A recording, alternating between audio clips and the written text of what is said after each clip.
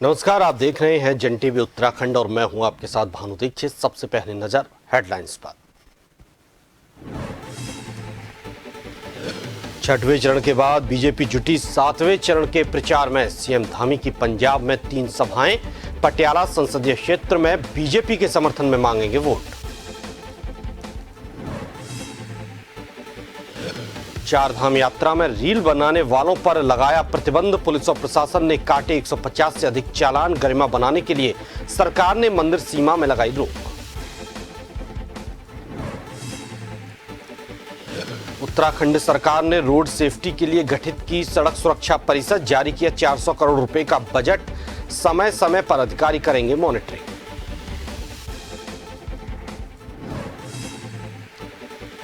बारिश में होने वाले लैंडस्लाइड हादसों की रोकथाम को लेकर पीडब्ल्यूडी ने तैयारी की। सुचारू ट्रैफिक के लिए तैनात रहेंगी 250 जेसीबी। यातायात रहेगा सुगम और सुरक्षित। और देहरादून में बढ़ते पारे से फलों का उत्पादन प्रभावित। लीची के लिए नुकसानदायक साबित हो रही सूर्यदेव की गर्मी। विभाग ने किसानों को दी पानी छिड़कने की सलाह।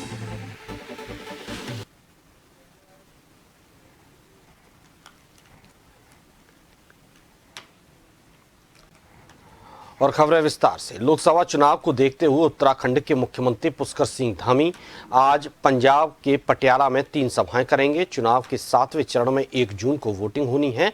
इससे पहले सीएम धामी आज दोपहर 12:30 बजे पटियाला के जीरकपुर डेरा बस्सी में बीजेपी प्रत्याशी के समर्थन में आयोजित होने वाली सभा को संबोधित करेंगे। तो इसके बाद धामी पंजाब के राजपुरा में शाम 5 बजे सभा करेंगे। मुख्यमंत्री धामी की तीसरी जनसभा पटियाला ग्रामीण में शाम 6 बजे प्रस्तावित है।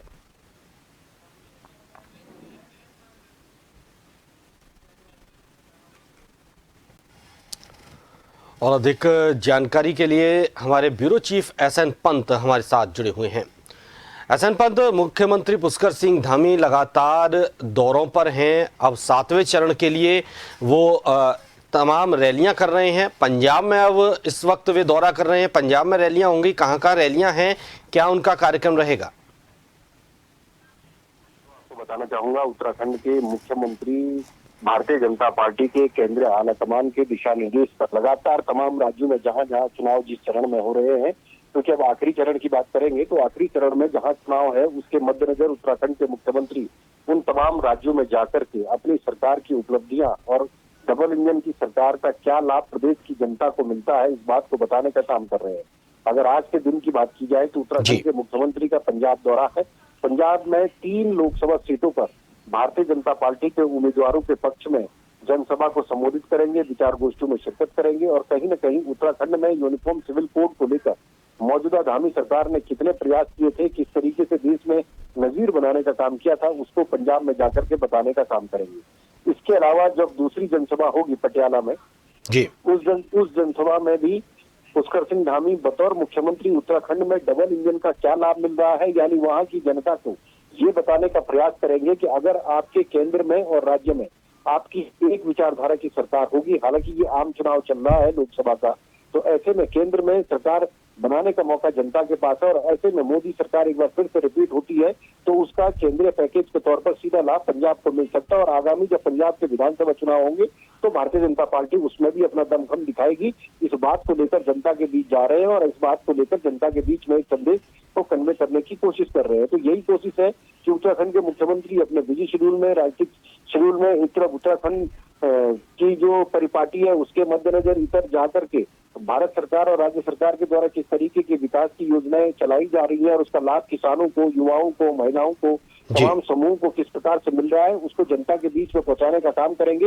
इसीलिए फायर ब्रांड के नेता के तौर पर उत्तराखंड के मुख्यमंत्री भारत के लोकसभा चुनाव 2024 में फायर ब्रांड नेता के तौर पर उभरते चले जा रहे हैं। जी, बहुत बहुत शुक्रिया एसएन पंत आपका तमाम जानकारी के लिए।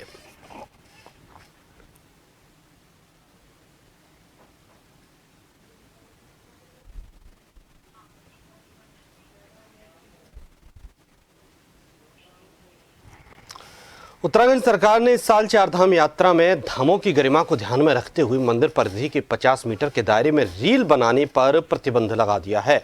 राज्य सरकार के इस आदेश के बाद पुलिस ने मंदिरों के आसपास रील बनाने वालों पर कार्रवाई शुरू कर दी है। अब तक 4 धामों पर 150 से ज्यादा चालान की कार्रवाई की जा चुकी है, जबकि यात्रा में हुड़दंग मचाने वालों पर भी पुलिस ऑपरेशन मर्यादा के तहत कार्रवाई कर रही है।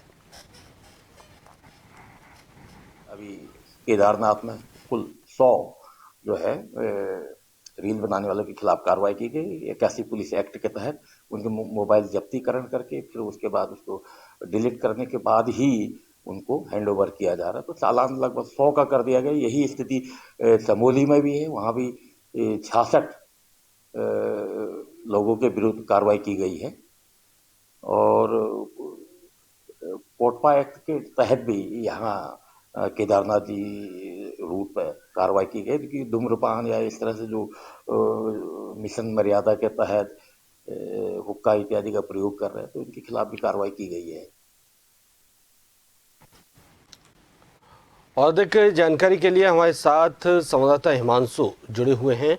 हिमांशु, मंदिरों में या आस्था के जो केंद्र होते हैं यहाँ रील्स बहुत बनाते हैं आजकल लोग, और देखते हैं हम सोशल मीडिया पर उन्हें पोस्ट कर देते हैं। ऐसे में कहीं ना कहीं आस्था भी प्रभावित होती है।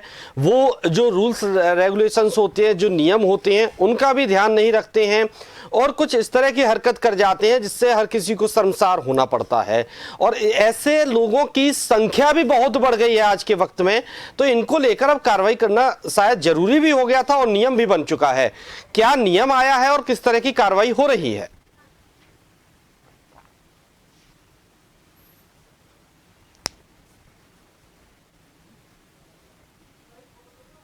श्रद्धालु उत्तराखंड पहुंच रहे हैं, क्योंकि अगर अभी आंकड़ों पर बात डाली जाए तो नजर डाली जाए तो तकरीबन 10 लाख से ज्यादा जो श्रद्धालु हैं पहले 15 दिनों में ये यात्रा कर चुके हैं।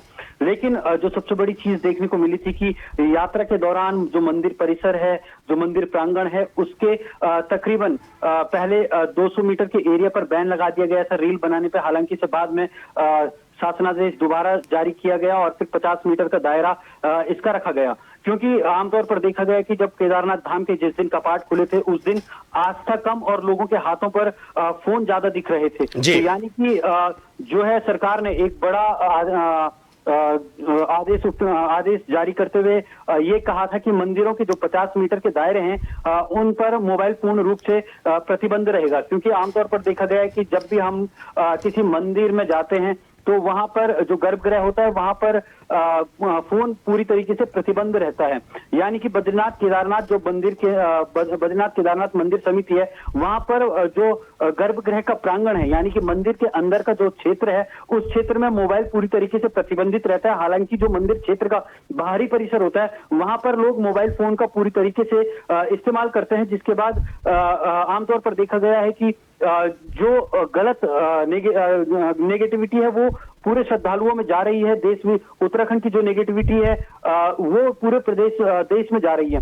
हालांकि इसको लेकर जो राज्य सरकार है और जो मुख्य सचिव है उन्होंने एक आदेश जारी किया और आदेश जारी करते हुए इसका दायरा 50 मीटर रखा और इस 50 मीटर के बाद जो शासनादेश जारी था इस पर पुलिस ने कार्रवाई की है और इसका नाम ऑपरेशन मर्यादा रखा गया है। ऑपरेशन मर्यादा के तहत कुल मिलाकर पुलिस ने जो अभी कार्रवाई की है वो तकरीबन 150 से ज्यादा कार्रवाई की है। साथ ही साथ इसके मोबाइल तो प्रतिबंध है ही 50 मीटर के एरिया में, लेकिन जो पूरे यात्रा रूटों पर जो शराब का सेवन कर रहे हैं, नशे का सेवन कर रहे हैं, उन पर भी ऑपरेशन मर्यादा के तहत अभी कार्रवाई की जा रही है और कई जगह चालानी कार्रवाई भी की जा रही है। इसके साथ ही साथ बद्रीनाथ केदारनाथ में कुछ इसको लेकर गिरफ्तारियां भी हुई हैं। जी हिमांशु, जिस तरह से चालान की कार्रवाई की जा रही है तो क्या उसमें जुर्माने का कोई मानक रखा गया है कि इतना जुर्माना लगेगा ही लगेगा, या किस तरह से जुर्माना लगा रहे हैं, या इसमें सजा का भी प्रावधान है? निश्चित रूप से जिस तरीके से अभी केदारनाथ में जो बात सामने आई थी जुर्माने की, खुद जो आईजी गढ़वाल हैं उन्होंने खुद कहा कि तकरीबन 100 से ज्यादा अभी तक वहां पर मोबाइल फोन प्रतिबंध हुए थे और तकरीबन 80 से 90 के आसपास जो है चालानी कार्रवाई की गई थी। हालांकि उनके फोन 8 से 9 घंटे जब्त किए गए थे और तकरीबन 250 से 300 के बीच में ये चालानी कार्रवाई की गई थी। तो कुल मिलाकर ये कहा जा सकता है कि जो श्रद्धालु हैं उन्हें खुद से भी सचेत रहने की जरूरत है, क्योंकि अगर पुलिस बड़े कदम उठाने शुरू करेगी और राज्य सरकार ऐसे में बड़े कदम उठाना शुरू करेगी तो निश्चित तौर पर जो है राज्य की छवि कुछ अलग नजर आएगी और लोगों को इससे परेशानी का सामना करना पड़ सकता है। क्योंकि आमतौर पर देखा गया है जब बड़े मंदिरों पर आप लोग जाते हैं तो बड़े मंदिरों में जाते ही आप लोग मोबाइल फोन जो श्रद्धालु हैं वो नहीं निकालते हैं। तो ऐसे में पुलिस जो चालानी कार्रवाई कर रही है वो मजबूर है कहीं ना कहीं एक आस्था के केंद्र की मर्यादा को बनाए रखने के लिए। जी भानु। जी बिल्कुल, बहुत बहुत शुक्रिया हिमांशु आपका तमाम जानकारी के लिए।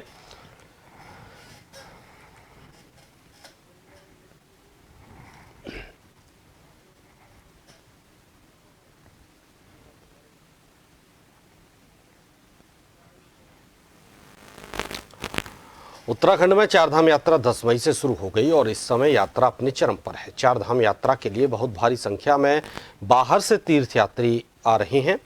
यात्रा के इस सीजन में प्रमुख अभियंता इंजीनियर दीपक कुमार यादव ने गाड़ी चालकों से पहाड़ में गाड़ी चलाते समय सावधानी बरतने की अपील की है। उन्होंने कहा कि पहाड़ और प्लेन रास्तों में गाड़ी चलाने में काफ़ी अंतर होता है, यहाँ पर हमेशा सजग रहकर गाड़ी चलानी चाहिए। साथ ही उन्होंने कहा कि दुर्घटना से बचने के लिए चालक पहाड़ पर आराम से गाड़ी चलाएं और पहाड़ पर गाड़ी चलाते समय यातायात के नियमों का बराबर पालन करें।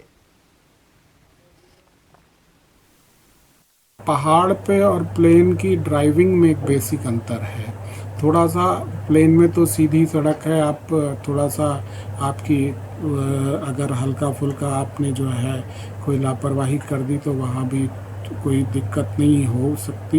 लेकिन यहाँ पे तो आपको लगातार सजग रहना है, ठीक है ना।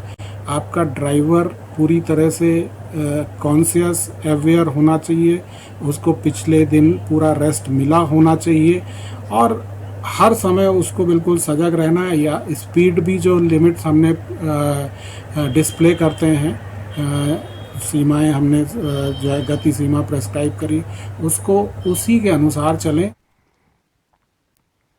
पहाड़ी राज्य होने के कारण उत्तराखंड में सड़क सुरक्षा को लेकर अतिरिक्त सावधानी बरतनी पड़ती है। पीडब्ल्यूडी विभाग द्वारा भी सड़क सुरक्षा के लिए राज्य स्तर पर एक सड़क सुरक्षा परिषद का गठन किया गया है, जो समय समय पर सड़कों की मॉनिटरिंग करती है। पिछले साल सड़क सुरक्षा के लिए करीब 300 करोड़ का बजट रखा गया था। साथ ही पहाड़ों में दुर्घटनाओं को रोकने के लिए सड़कों के किनारे विभाग ने क्रॉस बैरियर लगाए हैं। पीडब्ल्यूडी के प्रमुख अभियंता इंजीनियर दीपक कुमार यादव ने बताया कि इस साल भी सड़क सुरक्षा के लिए 400 करोड़ का बजट जारी हुआ है। एक राज्य स्तर पे सड़क सुरक्षा परिषद एग्जिस्ट करती है और जो समय समय पर जो इन गतिविधियों की मॉनिटरिंग करती है, ब्लैक स्पॉट के सुधार, क्रैश बैरियर के सुधार और जो वैसे जो रोड सेफ्टी ऑडिट, ये सब गतिविधियां मॉनिटर करती है।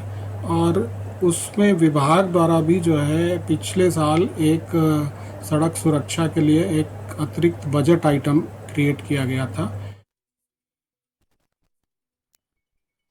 फिलहाल यहाँ रुकेंगे एक छोटे से ब्रेक के लिए।